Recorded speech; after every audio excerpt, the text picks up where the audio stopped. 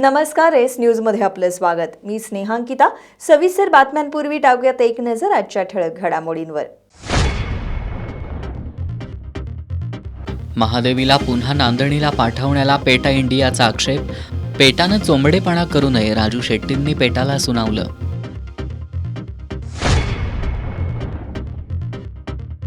ग्रामपंचायत कर्मचाऱ्यांनी आज जिल्हा परिषदेसमोर ठिय्या आंदोलन करत वेधलं मागण्यांकडे लक्ष. आमदार सतेज पाटील यांनी आंदोलनात सहभागी होत ग्रामपंचायत कर्मचाऱ्यांच्या मागण्यांना दिला पाठिंबा. शिवाजी विद्यापीठाकडील माजी सैनिक सुरक्षा रक्षकांच्या मागण्यांसाठीच्या आंदोलनाला यश. 7व्या वेतन आयोगाप्रमाणे फरकाची रक्कम शासनाकडून मंजूर. आंदोलकांनी आनंद साजरा करत आंदोलन केलं स्थगित.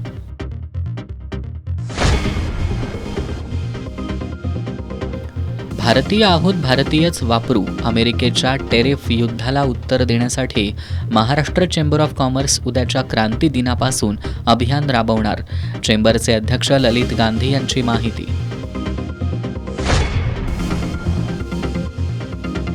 आणि महिला आणि बालविकास विभागाच्या वतीनं नामदार आदिती तटकरे यांच्या हस्ते कोल्हापुरात पिंक ई रिक्षांचं वाटप.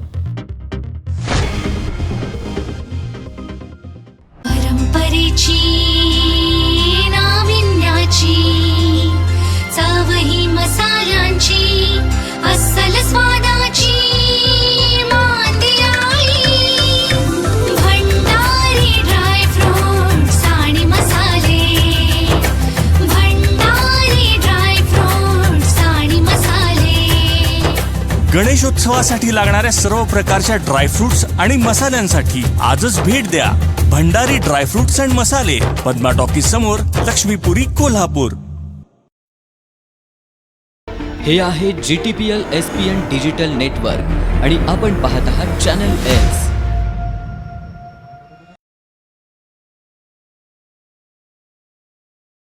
ग्रामपंचायत कर्मचाऱ्यांनी त्यांच्या विविध मागण्यांसाठी एल्गार पुकारला असून आज त्यांनी जिल्हा परिषदेसमोर ठिय्या आंदोलन केलं.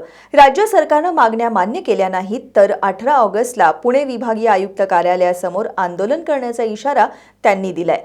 तर या आंदोलनाला काँग्रेस पक्षानं पाठिंबा दिला असून काँग्रेसचे विधान परिषदेतील गटनेते आमदार सतेज पाटील हे आज आंदोलनात सहभागी झाले होते. त्यांनी यावेळी मंत्रालय पातळीवर संघटनेची बैठक आयोजित करण्याबाबत आपण पाठपुरावा करू अशी ग्वाही दिली. ग्रामपंचायत कर्मचाऱ्यांना सुधारित किमान वेतन लागू करण्यात यावं. त्याचबरोबर राज्य शासनाच्या निर्णयानुसार 3,410 रुपये राहणीमान भत्ता लागू करून मागील फरकाची रक्कम खात्यावर जमा करण्यात यावी. यासह इतर विविध मागण्यांकरता कोल्हापूर जिल्हा ग्रामपंचायत कर्मचारी संघाच्या वतीनं आज जिल्हा परिषदेसमोर ठिय्या आंदोलन करण्यात आलं. मागण्या मान्य झाल्या नाहीत तर 18 ऑगस्टला पुणे विभागीय आयुक्त कार्यालयासमोर ठिय्या आंदोलन करण्याचा इशारा यावेळी देण्यात आला. दरम्यान ग्रामपंचायत कर्मचाऱ्यांच्या या आंदोलनाला काँग्रेसनं पाठिंबा दिलाय. विधान परिषदेतील काँग्रेसचे गटनेते आमदार सतेज पाटील यांनी या आंदोलनात सहभागी होत आंदोलनाला पाठिंबा दर्शवला. राज्यभरात सुरू असलेल्या ग्रामपंचायत कर्मचाऱ्यांच्या आंदोलनाला पाठिंबा देण्यासाठी काँग्रेस पक्षाचे प्रदेशाध्यक्ष हर्षवर्धन सपकाळ यांनाही कळवणार असल्याचं त्यांनी सांगितलं. ग्रामपंचायत कर्मचारी हे ग्रामीण विकासाचा कणा असून त्यांचे पगार थकवणं चुकीचं असल्याचं त्यांनी सांगितलं. ग्रामपंचायत कर्मचाऱ्यांसाठी जे शासन निर्णय घेण्यात आलेत त्याची तातडीनं अंमलबजावणी करण्यासाठी आणि मंत्रालय पातळीवर संघटनेची बैठक लावण्यासाठी प्रयत्न करणार असल्याची ग्वाही त्यांनी यावेळी दिली. राज्य शासनानं महिन्यापूर्वी बैठक घेतलेली आहे. काही गोष्टीचं आश्वासन दिलेलं आहे, त्याची अंमलबजावणी केली जात नाही आणि म्हणून ग्रामपंचायती कर्मचारी आज रस्त्यावर उतरलेला आहे. शासनानं त्वरित त्यांच्या संदर्भातला निर्णय घ्यावा. एका बाजूला वसुली केली तरच तुमचा पगार होणार, हा नियम सगळीकडे लागला पाहिजे, फक्त ग्रामपंचायत कर्मचाऱ्यांना का.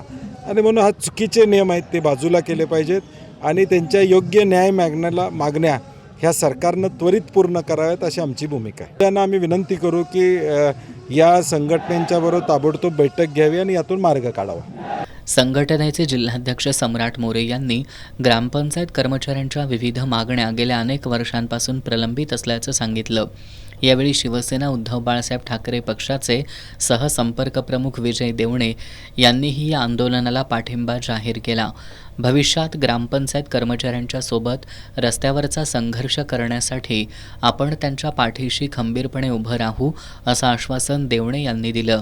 काँग्रेसचे शहराध्यक्ष सचिन चव्हाण, कॉम्रेड दिलीप पवार, कॉम्रेड रघुनाथ कांबळे आदींनीही मनोगत व्यक्त केली. यावेळी बबन पाटील, रवी कांबळे, अशोक पाटील, परशुराम जाधव, अशोक गेंगे यांच्यासह जिल्ह्यातील ग्रामपंचायतीचे कर्मचारी मोठ्या संख्येनं आंदोलनात सहभागी झाले होते. महिला आणि बालविकास विभागाच्या वतीनं मुख्यमंत्री माझी लाडकी बहीण योजना आणि पिंक ई रिक्षा या 2 महत्त्वाकांक्षी योजना राबवण्यात येत आहेत. राज्यात यावर्षी 10,000 ई रिक्षा वितरित करण्यात येणार आहेत, अशी माहिती महिला आणि बालविकास मंत्री आदिती तटकरे यांनी दिली आहे. कोल्हापुरी चप्पल निर्मिती उद्योग तसंच महिलांसाठीच्या अन्य नाविन्यपूर्ण योजनांसाठी जिल्हा वार्षिक योजनेच्या 3% निधीतून तरतूद व्हावी अशी अपेक्षा त्यांनी यावेळी व्यक्त केली. महिला आणि बालविकास विभागाच्या वतीनं आयोजित पिंक ई रिक्षा आणि रुपे कार्ड वितरण कार्यक्रमात त्या बोलत होत्या. महिला आणि बालविकास विभागाच्या वतीनं महासैनिक दरबार हॉलमध्ये महिला आणि बालविकास मंत्री आदिती तटकरे यांच्या हस्ते पिंक ई रिक्षा आणि रुपे कार्डचं वितरण करण्यात आलं. या कार्यक्रमाला खासदार शाहू महाराज छत्रपती, पालकमंत्री प्रकाश आंबेडकर यांची प्रमुख उपस्थिती होती. कार्यक्रमाच्या अध्यक्षस्थानी वैद्यकीय शिक्षण मंत्री हसन मुश्रीफ होते. महिला आणि बालविकास मंत्री आदिती तटकरे यांनी यावेळी बोलताना महिला आणि बालविकास विभागाच्या वतीनं मुख्यमंत्री माझी लाडकी बहीण योजना आणि पिंक ई रिक्षा या 2 महत्त्वाकांक्षी योजना राबवण्यात येत असल्याचं सांगितलं. राज्यात यावर्षी 10,000 ई रिक्षा वितरित करण्यात येणार आहेत. लाभार्थी पिंक रिक्षासाठी प्राप्त झालेल्या 700 अर्जांपैकी 400 महिला कोल्हापूर शहरात पात्र ठरल्या आहेत. येत्या काळात विमानतळ, पर्यटन स्थळं अशा ठिकाणीही पिंक ई रिक्षाचा वापर होण्यासाठी प्रयत्न करण्यात येत असल्याचं त्यांनी सांगितलं. कोल्हापुरी चप्पल निर्मिती उद्योग तसंच महिलांसाठीच्या अन्य नाविन्यपूर्ण योजनांसाठी जिल्हा वार्षिक योजनेच्या 3% निधीतून तरतूद व्हावी अशी अपेक्षा त्यांनी यावेळी व्यक्त केली. एक आहे जी कर्नाटक आणि चेन्नईवरून जी कोल्हापुरी चप्पल उपलब्ध होते आणि एक आहे ती आपली प्रॉपर कोल्हापूरमध्ये तयार केली जाते. आणि इथल्या गेल्या अनेक वर्षांपासून पारंपरिक व्यवसायामध्ये ज्या असणाऱ्या माझ्या माता भगिनी आहेत त्यांच्यासाठी हा प्रकल्प आम्ही तयार केलेला आहे. आणि मला पालकमंत्री महोदय आपल्याला विनंती करायची आहे की आपल्याकडे आम्ही अधिक भार या संदर्भातला टाकणार नाही, पण 3% जे आम्ही महिला व बालविकासच्या आपल्या जिल्हा नियोजनमध्ये राखीव असतात त्याच्यातून या प्रकल्पासाठी जर उर्वरित लागणारी 50% रक्कम जर मिळाली तर हा कारखाना आपण 6 महिन्याच्या आत आपण हा प्रकल्प सुरू करू शकतो. त्यामुळे तो प्रकल्पाला चालना देण्यासाठी आपल्या माध्यमातून आम्हाला सहकार्य मिळावं अशीच मी या निमित्ताने विनंती करते. यावेळी बोलताना पालकमंत्री आंबेडकर यांनी महिला आणि बालविकास विभागाच्या वतीनं महिलांच्या सक्षमीकरणासाठी विविध योजना राबवण्यात येत असल्याचं सांगितलं. महिलांनी लोणची, पापड उद्योगाबरोबरच नाविन्यपूर्ण उद्योग निर्मितीवर भर द्यावा असं आवाहन त्यांनी केलं. बजेटमधल्या तरतुदीनंतर प्रत्यक्षातली अंमलबजावणी या सगळ्या गोष्टींमध्ये सुद्धा या सगळ्यांसाठी ज्या सूचना द्यायला पाहिजे त्या आपण द्याव्यात आणि अतिशय चांगल्या पद्धतीनं आमच्या सगळ्या कामाला गतिमान करावं अशी विनंती करतो. आजच्या कार्यक्रमाच्या निमित्तानं ज्यांनी या पिंक रिक्षामध्ये फॉर्म भरले आणि या सगळ्या पिंक रिक्षामध्ये फॉर्म भरल्यानंतर आज ज्याला आम्ही वाटप करणार आहोत त्यांचं अभिनंदन, त्यांना खूप खूप शुभेच्छा आणि तुमच्या सगळ्यांचा आदर्श इतरांनी घ्यावा. फक्त चूल आणि मूल आणि पापड आणि लोणचं याच्या पलीकडचं जग सुद्धा आता आमचं आहे अशा पद्धतीचा विश्वास तयार करण्यासाठी आपण सगळ्यांनी खूप चांगल्या पद्धतीची प्रगती करण्यासाठी आपल्या सर्वांना आजच्या उद्या होणाऱ्या रक्षाबंधनच्या निमित्तानं शुभेच्छा देतो. वैद्यकीय शिक्षण मंत्री हसन मुश्रीफ यांनी आपल्या भाषणात पिंक ई रिक्षा योजनेचा लाभ घेऊन या क्षेत्रातही महिलांनी नाव कमवावं आणि संसाराला हातभार लावत आर्थिक उन्नती साध्य करावी असं आवाहन केलं. खासदार शाहू महाराज छत्रपती यांनी महिलांनी एकत्र येऊन कार्य केल्यास त्यातून चांगला परिणाम घडत असल्याचं सांगितलं. शासनाच्या योजनेचा लाभ घेतल्यास आर्थिक उन्नती कशी साध्य होते हे या योजनेच्या लाभार्थ्यांवरून दिसून येईल. प्रदूषणमुक्त ई रिक्षा असल्यानं प्रदूषण रोखलं जाईल. कोल्हापूर जिल्ह्यात या योजनेला चांगला प्रतिसाद मिळेल अशी आशा त्यांनी व्यक्त केली. महिला आणि बालविकास विभागाच्या आयुक्त नयना गुंडे यांनीही यावेळी मनोगत व्यक्त केलं.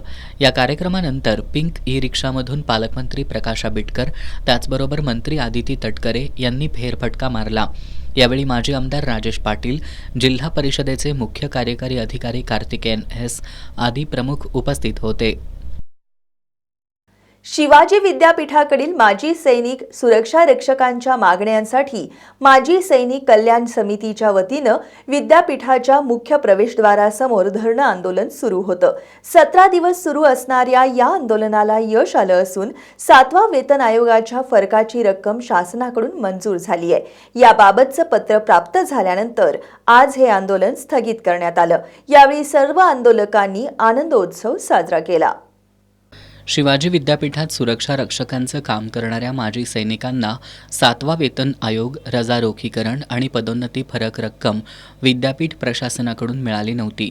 त्यामुळं माजी सैनिक कल्याण समितीच्या वतीनं विद्यापीठाच्या मुख्य प्रवेशद्वारासमोर 21 जुलैपासून धरणं आंदोलन सुरू करण्यात आलं होतं. अनेक वेळा चर्चा होऊन सुद्धा आश्वासनाची पूर्तता न केल्यानं आंदोलनाची तीव्रता वाढवण्यात आली होती.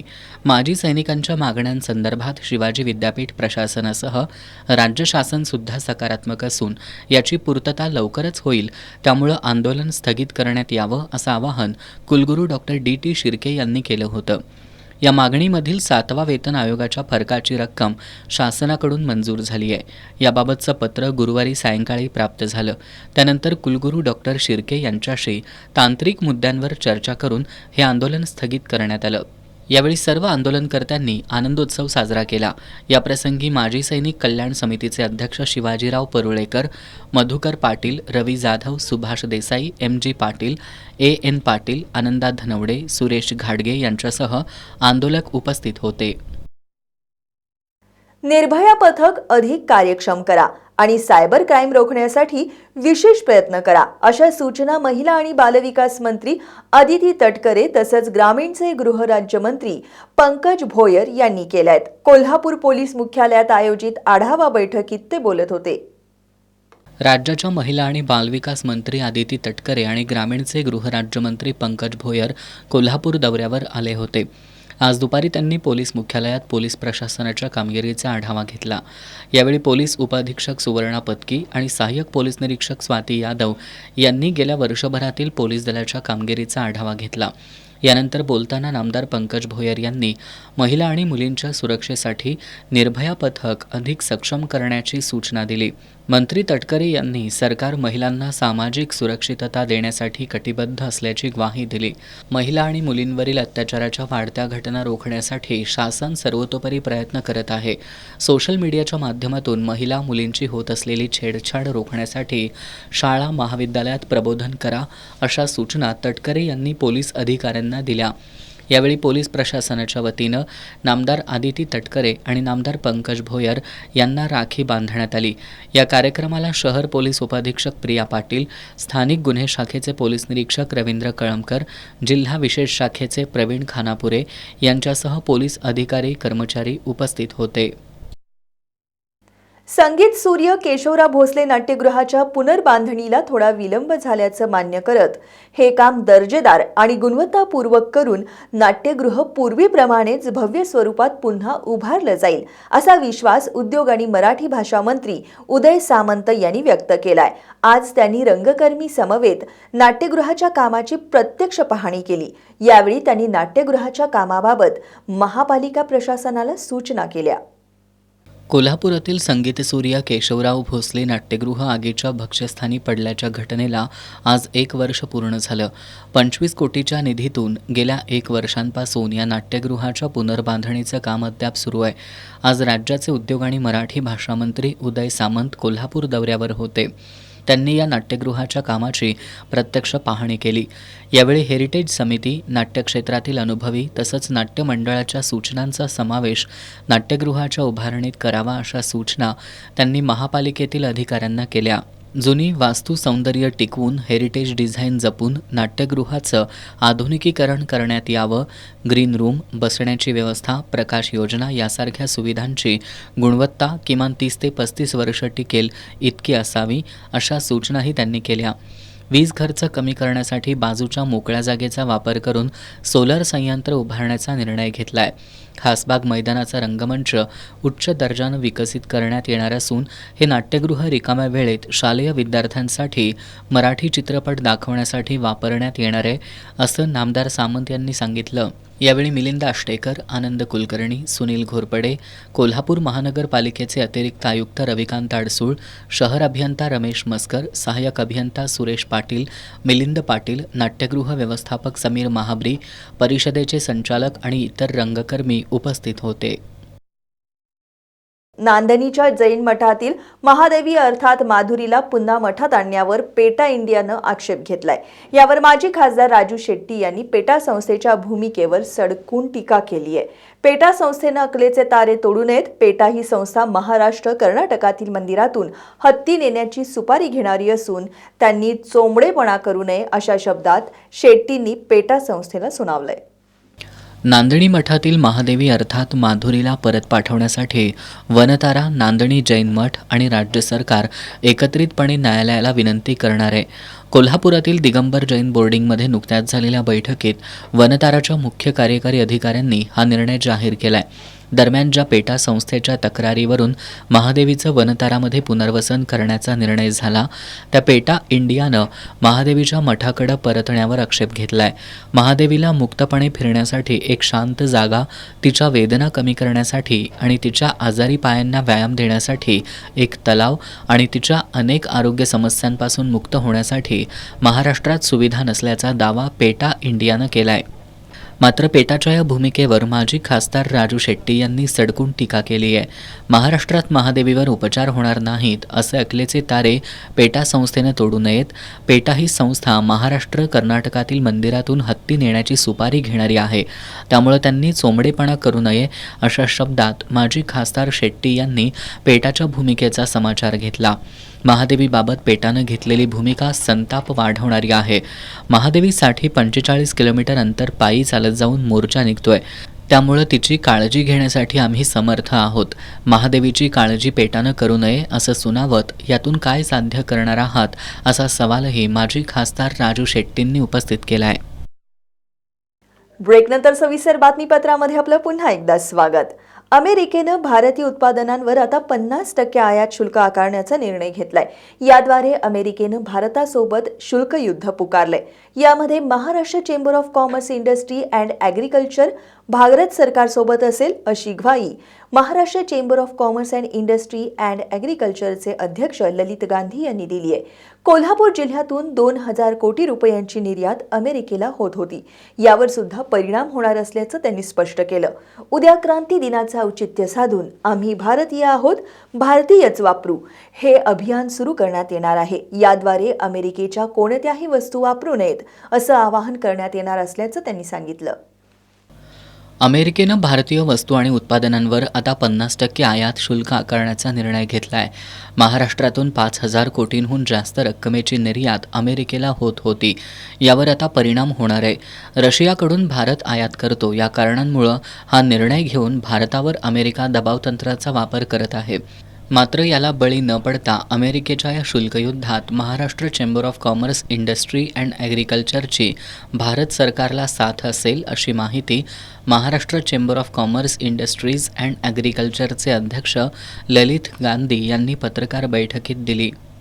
अमेरिकेच्या या निर्णयामुळे महाराष्ट्रातील वस्त्रोद्योग, औषध निर्माण, इलेक्ट्रॉनिक्स आणि सौर ऊर्जा क्षेत्र, रत्न आणि दागिने उद्योग, लघु आणि मध्यम उद्योग या प्रमुख क्षेत्रांवर परिणाम होणार आहे. महाराष्ट्रातून सर्वाधिक 22%हून अधिक निर्यात रत्ने आणि दागिने यांची होते. यानंतर अभियांत्रिकी आणि ऑटोमोबाईल साहित्य यांची 11%हून अधिक निर्यात होते. इलेक्ट्रॉनिक्स अँड इलेक्ट्रिकल साहित्याची 17%हून अधिक, रसायने 10%हून अधिक तर औषधांची 5%हून अधिक निर्यात होते. फक्त कोल्हापूर जिल्ह्याचा विचार केला तर इथून वार्षिक 2000 कोटींची निर्यात अमेरिकेला होते. यामध्ये अभियांत्रिकी आणि ऑटोमोबाईल साहित्य, कृषी उत्पादनं, वस्त्रोत्पादनं याचा मोठा वाटा आहे. अमेरिकेच्या या निर्बंधांमुळं भारतीय व्यापारावर परिणाम होणार असला तरी एक संधीसुद्धा प्राप्त होणार आहे. आफ्रिकन देश, ब्राझील, इस्रायल अशा मोठ्या बाजारपेठांचा पर्याय भारताकडे उपलब्ध आहे. यासाठी उद्योगांना आर्थिक प्रोत्साहन देणं, कर्ज वित्तपुरवठा करणं, व्यापार सुलभीकरण अशा अनेक मागण्यांचा प्रस्ताव केंद्र सरकारला पाठवला असल्याची माहिती त्यांनी यावेळी दिली. तर त्यांना 3-4 पद्धतीची मदत सरकारकडून मिळावी अशी आम्ही सरकारला विनंती केली आहे. त्यात एक तर ते ड्युटी बॅकमधून जी रोड टेपची जी योजना आहे, तर ड्युटी डिफरन्सच्या माध्यमातून आणि लेव्हीच्या माध्यमातून सरकारनं या निर्यातकांना जो फटका बसणार आहे त्या क्वांटमचं अनुदान द्यावं.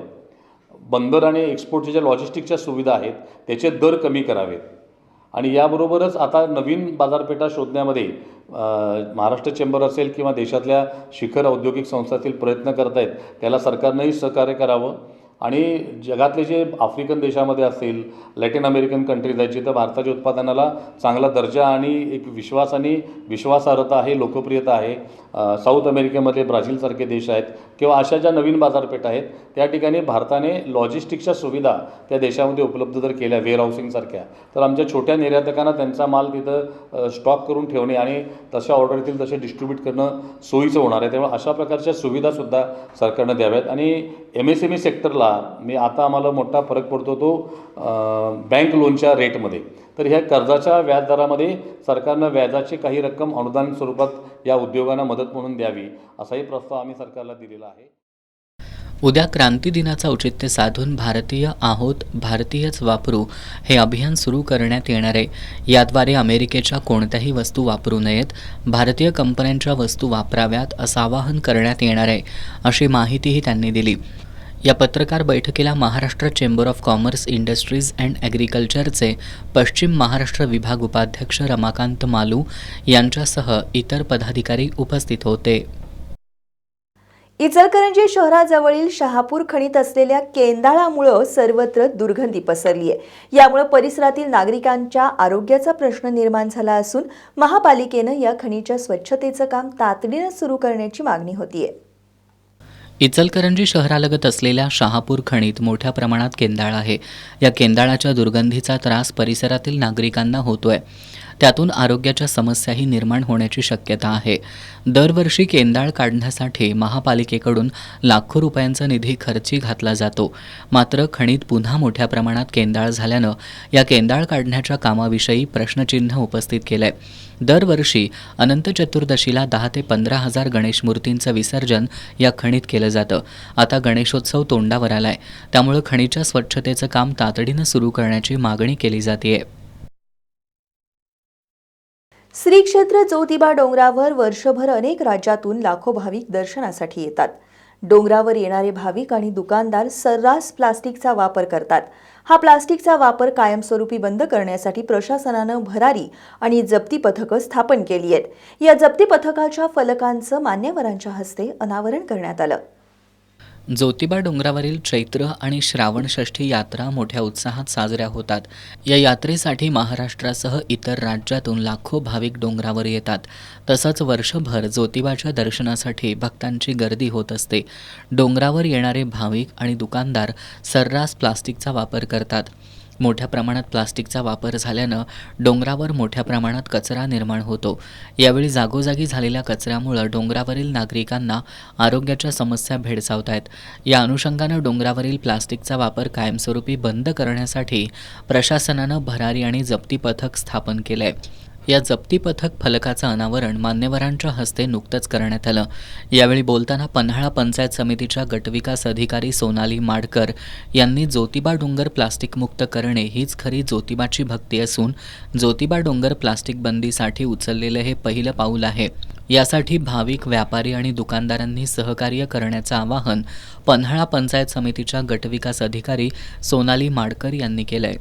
त्याला ज्योतिबा प्लास्टिक मुक्त करायचं आहे आणि त्या दृष्टिकोनातून आम्ही पहिलं पाऊल टाकलेलं आहे की आज गावातल्याच लोकांची आम्ही प्लास्टिक मुक्तीसाठी समिती तयार केलेली आहे. ही समिती पूर्ण वेळ ह्या विषयावरती काम करेल. लोकांच्या काय गरजा आहेत, व्यापाऱ्यांच्या काय अडचणी आहेत, त्याच्यातनं मार्ग काढून जास्तीत जास्त आम्ही ह्या विषयाला वेळ देऊन आम्हाला ज्योतिबा डोंगर हा प्लास्टिक मुक्त करायचा आहे म्हणून. आणि ह्या बाबतीत आपले माननीय जिल्हाधिकारी अमोल येडगे सरांचं विशेष मार्गदर्शन आणि विशेष प्रयत्न पण आहेत. तसे आमचे जिल्हा परिषदचे CO माननीय कार्तिकेयन सर हे पण याबाबत आग्रही आहेत. तर आम्ही सगळे तहसील विभाग देवस्थान विभाग, पंचायत समिती पन्हाळा संयुक्त विद्यमाने प्रयत्न करून ज्योतिबा डोंगर स्वच्छ ठेवण्यासाठी पहिलं पाऊल टाकतोय. तर याबाबत गावकऱ्यांनी, ग्रामस्थांनी आणि व्यापाऱ्यांनी आम्हाला सहकार्य करावं ही विनंती. तसेच ज्योतिबा डोंगर प्लास्टिक मुक्ती हीच खरी ज्योतिबाची भक्ती. या भरारी आणि जप्ती पथकामध्ये ग्रामस्थ, पुजारी, व्यापारी, दुकानदार, पोलीस, महसूल, ग्रामपंचायत, सामाजिक तसंच राजकीय कार्यकर्त्यांचा समावेश करण्यात आलाय.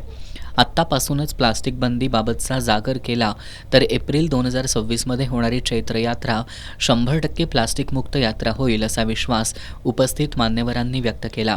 यावेळी नायब तहसीलदार संजय वळवी, पश्चिम महाराष्ट्र देवस्थान समितीचे सचिव शिवराज नाईकवाडे, उपअधीक्षक आप्पासाहेब पवार, सेवानिवृत्त पोलीस उपअधीक्षक RR पाटील, तालुका वैद्यकीय अधिकारी शैलेंद्र गायकवाड, वाहतूक पोलीस निरीक्षक नंदकुमार मोरे, अन्न प्रशासन विभागाचे विजय पाचपुते, प्रशासक अभिजित गावडे, तलाठी मोनाली चव्हाण, सहाय्यक गटविकास अधिकारी शिवाजीराव पवार, ग्रामविकास अधिकारी विठ्ठल भोगन यांच्यासह प्लास्टिक बंदी भरारी आणि जप्ती पथकाचे अध्यक्ष, कार्याध्यक्ष, उपाध्यक्ष, सर्व सदस्य, ग्रामस्थ आणि पुजारी उपस्थित होते. गणेशोत्सव काळात कायदा आणि सुव्यवस्थेला बाधा निर्माण करणाऱ्या समाजकंटकांवर तडीपारीसह मोका कायद्याअंतर्गत कारवाईचे प्रस्ताव तात्काळ दाखल करा, अशी सूचना पोलीस अधीक्षक योगेश कुमार गुप्ता यांनी दिली आहे. पोलीस मुख्यालयात आयोजित गुन्हे आढावा बैठकीत ते बोलत होते. कोल्हापूर जिल्हा पोलीस दलाची मासिक गुन्हे आढावा बैठक गुरुवारी पोलीस मुख्यालयात आयोजित करण्यात आली होती. काळे धंदेवाले, जुगारी अड्ड्यांसह तस्करी टोळ्यांविरुद्ध कठोर कारवाई करण्याचे आदेश असताना काळ्या धंद्यांच्या साम्राज्याची प्रत्यक्ष अप्रत्यक्ष पाठराखण करणाऱ्या प्रभारी अधिकाऱ्यांची पोलीस अधीक्षकांनी झाडाझडती घेतली. पोलीस मुख्यालयातील विशेष पथकाद्वारे कारवाई करावी लागत असेल तर संबंधित प्रभारी अधिकारी कर्मचाऱ्यांना जबाबदार धरून त्यांच्या विरोधात कठोर पावलं उचलावी लागतील, असे खडे बोल पोलीस अधीक्षकांनी सुनावले. सण उत्सव काळात कायदा सुव्यवस्थेला आव्हान देण्याचा प्रयत्न करणाऱ्या समाजकंटकांची गय होणार नाही. संबंधितांवर कठोर कारवाईचा बडगा उगारण्याचे निर्देश त्यांनी प्रभारी पोलीस अधिकाऱ्यांना दिलेत. गणेशोत्सव काळात ध्वनी मर्यादेचं उल्लंघन करणाऱ्यांवर आणि लेझर लाईटचा वापर करणाऱ्यांवर कायदेशीर कारवाई करा, अशा सूचना दिल्या. विसर्जन मिरवणुकीतील साऊंड सिस्टीम दरवर्षीप्रमाणे यावेळी देखील रात्री 12 वाजता बंद होईल, अशी सक्त ताकीद पोलीस अधीक्षक गुप्ता यांनी दिली आहे. शहरासह जिल्ह्यात अनेक प्रलंबित गुन्ह्यांचं प्रमाण अधिक आहे. या गुन्ह्यांचा वेळीच निपटारा झाला पाहिजे, असे स्पष्ट करून पोलीस अधीक्षक गुप्ता यांनी गणेशोत्सव काळात युवती, महिलांची छेडछाड करणाऱ्या समाजकंटकांवर गोपनीय शाखेतील यंत्रणांची करडी नजर ठेवा. गणेशोत्सव मंडळ परिसरात CCTVची यंत्रणा कार्यान्वित करण्यासाठीही पदाधिकाऱ्यांना प्रवृत्त करण्याचं आवाहन त्यांनी केलं. गणेश आगमन आणि विसर्जन मिरवणुकीत कुठेही अनुचित प्रकार घडणार नाहीत, याची दक्षता घेण्याच्या सूचना केल्या. या बैठकीला अप्पर पोलीस अधीक्षक डॉक्टर धीरज कुमार, शहर उपअधीक्षक अजित टिके, नूतन उपअधीक्षक प्रिया पाटील, करवीरचे पोलीस उपअधीक्षक सुजित क्षीरसागर, स्थानिक गुन्हेन्वेषण शाखेचे पोलीस निरीक्षक रवींद्र कळमकर, पोलीस निरीक्षक संजीव झाडे, संतोष डोके, श्रीराम कण्हेरकर, सुशांत चव्हाण, शहर वाहतूक नियंत्रण शाखेचे निरीक्षक नंदकुमार मोरे यांच्यासह जिल्ह्यातील पोलीस ठाण्यांचे प्रभारी अधिकारी उपस्थित होते. 11वी प्रवेश प्रक्रियेतील 5व्या म्हणजेच ओपन टू ऑल फेरीची मुदत आज सायंकाळी 6:30 वाजेपर्यंत होती. मात्र नारळी पौर्णिमा आणि रक्षाबंधन सणाच्या पार्श्वभूमीवर ही मुदत 11 ऑगस्ट सायंकाळी 5 वाजेपर्यंत वाढवण्यात आली आहे. या मुदतीत विद्यार्थ्यांना त्यांना मिळालेल्या महाविद्यालयात प्रवेश निश्चित करावा लागणार आहे. 5व्या फेरीत मागील 3 दिवसांपासून 16,500हून अधिक विद्यार्थ्यांनी आपला प्रवेश निश्चित केलाय. माध्यमिक आणि उच्च माध्यमिक शिक्षण संचालनालयाच्या वतीनं 30 जुलैपासून 11वीच्या ऑनलाईन केंद्रीय प्रवेश प्रक्रियेला सुरुवात झाली. कोल्हापूर जिल्ह्यासाठी विज्ञान, वाणिज्य आणि कला शाखा मिळून 66,010 इतक्या जागा आहेत. यासाठी एकूण 41,899 विद्यार्थ्यांनी अर्ज भरले होते. यातील चौथ्या फेरीअंती 25,900हून अधिक विद्यार्थ्यांनी आपले प्रवेश निश्चित केले होते. 5व्या म्हणजेच ओपन टू ऑल फेरीसाठी 8 जुलैपर्यंत मुदत देण्यात आली होती. आज सायंकाळी 6:30 वाजता ही मुदत संपणार होती. मात्र नारळी पौर्णिमा आणि रक्षाबंधन सणाच्या पार्श्वभूमीवर याची मुदत वाढवून 11 ऑगस्ट सायंकाळी 5 करण्यात आली आहे. या मुदतीत विद्यार्थ्यांनी त्यांना अलॉटमेंट झालेल्या महाविद्यालयात प्रवेश निश्चित करता येणार आहे. 5व्या फेरीत मागील 3 दिवसांपासून 16,500हून अधिक विद्यार्थ्यांनी आपला प्रवेश निश्चित केला आहे. तर आत्तापर्यंत एकूण 42,500 विद्यार्थ्यांनी आपले प्रवेश निश्चित केलेत. 6व्या फेरीबद्दल अजून कोणतीही माहिती आलेली नाही. मात्र 5व्या फेरीनंतरसुद्धा विद्यार्थी प्रवेशापासून वंचित राहिले तर 6व्या फेरीचं नियोजन करण्यात येण्याची शक्यता आहे. कोल्हापूर जिल्ह्यातील 320 मेगावॅटच्या मुख्यमंत्री सौर कृषी वाहिनी योजनेला गती द्यावी असे निर्देश महावितरणचे व्यवस्थापकीय संचालक लोकेश चंद्र यांनी दिलेत. जिल्हाधिकारी कार्यालयात आयोजित टास्क फोर्सच्या बैठकीत ते बोलत होते.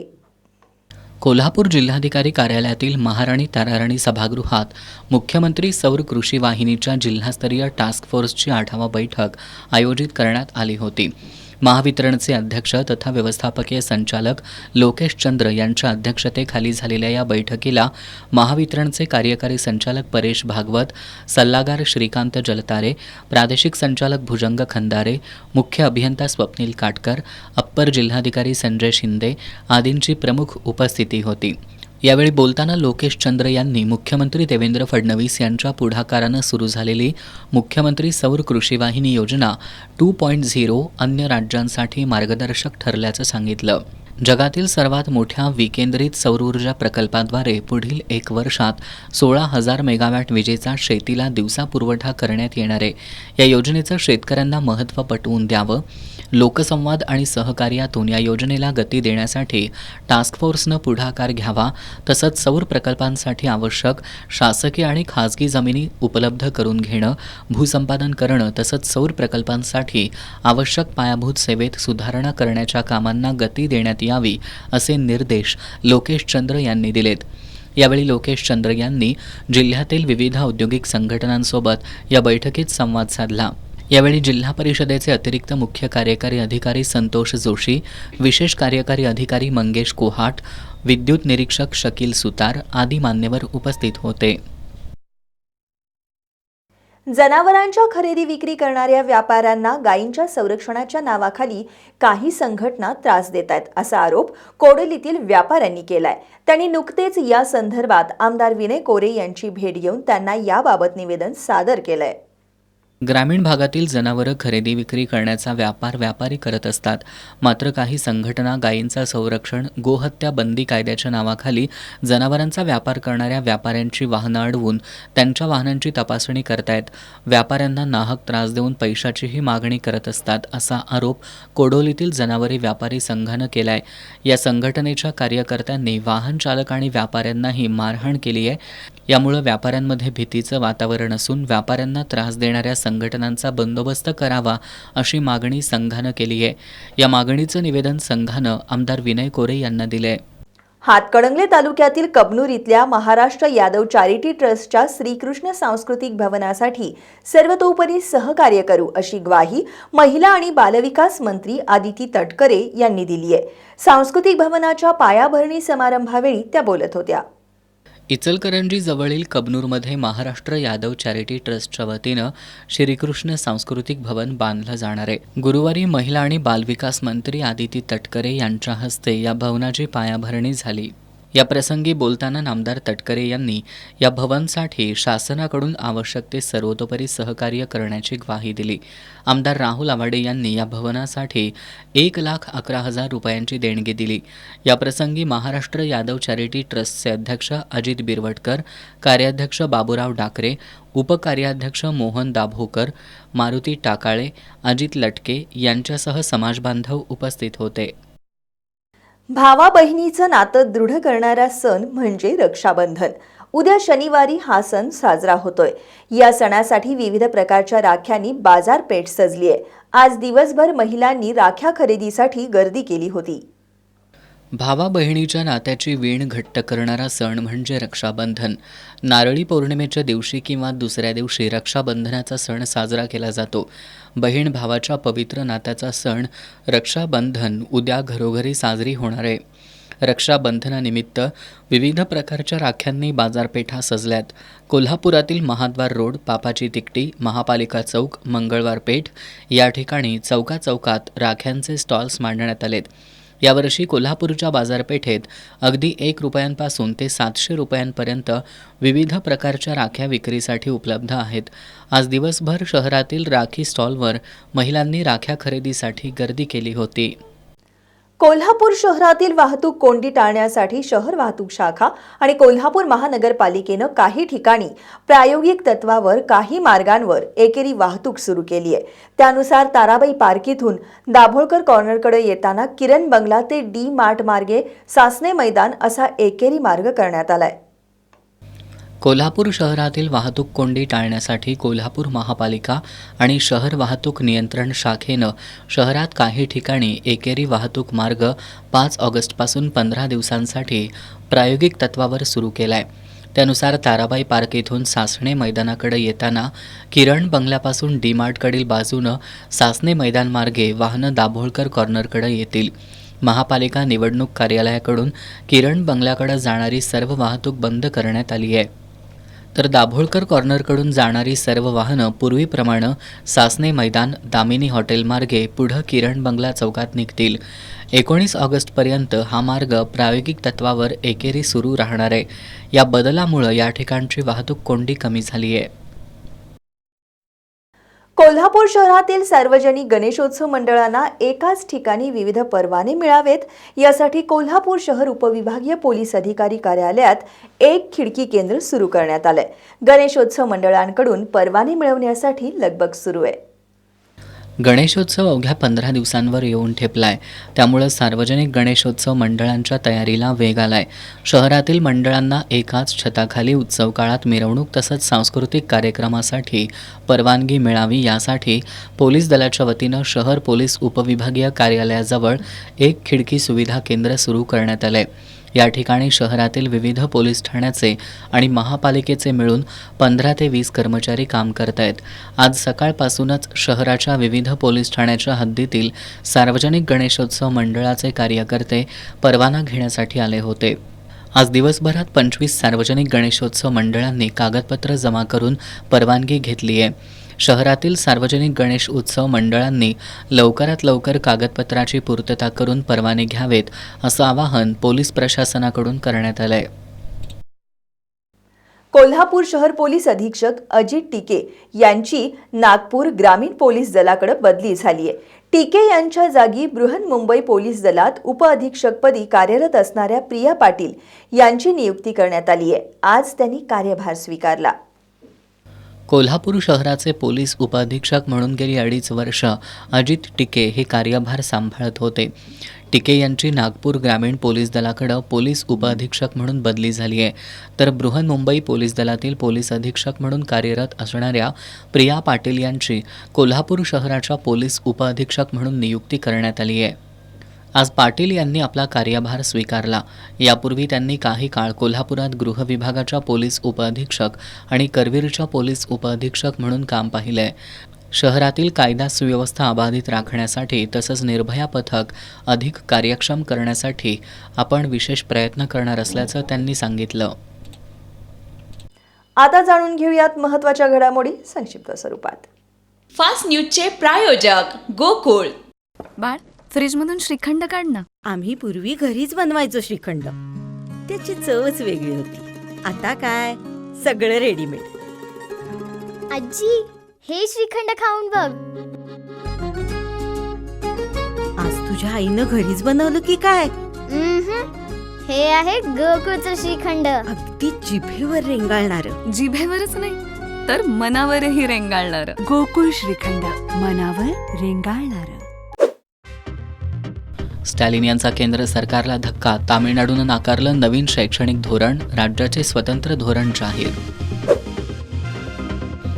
किशोरवयीन शारीरिक संबंध हा संमतीनं वय कमी करण्याचा आधार नाही. केंद्राचे सर्वोच्च न्यायालयात उत्तर.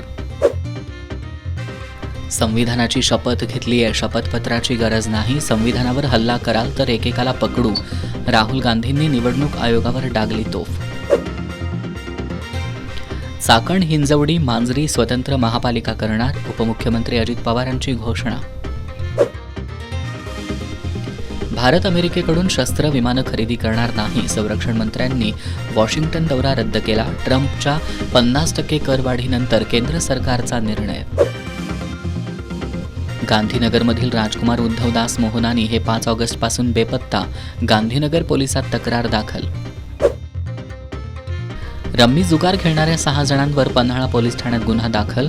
2 मोबाईल, 2 दुचाकी, रोख रक्कम असा एकूण 1,40,000 रुपयांचा मुद्देमाल जप्त. स्थानिक गुन्हे अन्वेषण शाखेच्या पोलिसांनी मोबाईल चोरी करणाऱ्या 3घांना अटक केली आहे. त्यांच्याकडून 3.5 लाख रुपये किमतीचे 46 मोबाईल संच जप्त करण्यात आलेत. कोल्हापूर रेल्वे स्थानक आणि मध्यवर्ती बसस्थानक परिसरात मोबाईल चोरी करणारे शाहूपुरी भाजी मंडई परिसरात आल्याची माहिती स्थानिक गुन्हे शाखेच्या पोलिसांना मिळाली होती. या माहितीच्या आधारे पोलिसांनी सापळा रचून शाहूपुरी भाजी मंडई परिसरातून गणेश अनिल माने, गणेश शिवाजी माने आणि महादेव राजाराम पाटील या 3 चोरट्यांना अटक केली आहे. त्यांच्याकडून 3,58,000 रुपयांचे 46 मोबाईल संच जप्त केलेत. पोलीस निरीक्षक रवींद्र कळमकर यांच्या मार्गदर्शनाखाली सहाय्यक पोलीस निरीक्षक सागर वाघ, उपनिरीक्षक शेष मोरे, अंमलदार संदीप पाटील, वसंत पिंगळे, शिवानंद मठपती, सचिन जाधव, अनिकेत मोरे, अमित सरजे, संजय पडवळ, विलास किरोळकर, संजय हुंबे, सतीश सूर्यवंशी, अशोक पाटील यांनी या कारवाईत सहभाग घेतला. शेवटी पुन्हा एक नजर आजच्या ठळक घडामोडींवर. महादेवीला पुन्हा नांदणीला पाठवण्याला पेटा इंडियाचा आक्षेप. पेटानं चोंबडेपणा करू नये, राजू शेट्टींनी पेटाला सुनावलं.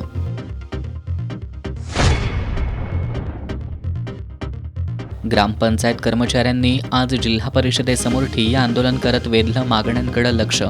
आमदार सतेज पाटील यांनी आंदोलनात सहभागी होत ग्रामपंचायत कर्मचाऱ्यांच्या मागण्यांना दिला पाठिंबा. शिवाजी विद्यापीठाकडील माजी सैनिक सुरक्षा रक्षकांच्या मागण्यांसाठीच्या आंदोलनाला यश. 7व्या वेतन आयोगाप्रमाणे फरकाची रक्कम शासनाकडून मंजूर. आंदोलकांनी आनंद साजरा करत आंदोलन केलं स्थगित.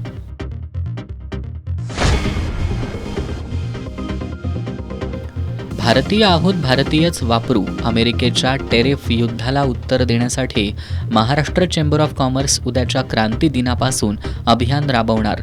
चेंबरचे अध्यक्ष ललित गांधी यांची माहिती.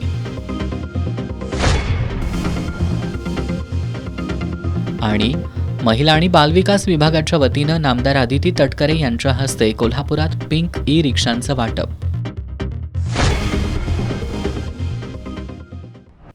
आणि याबरोबरच आजचं बातमीपत्र संपलं. नमस्कार.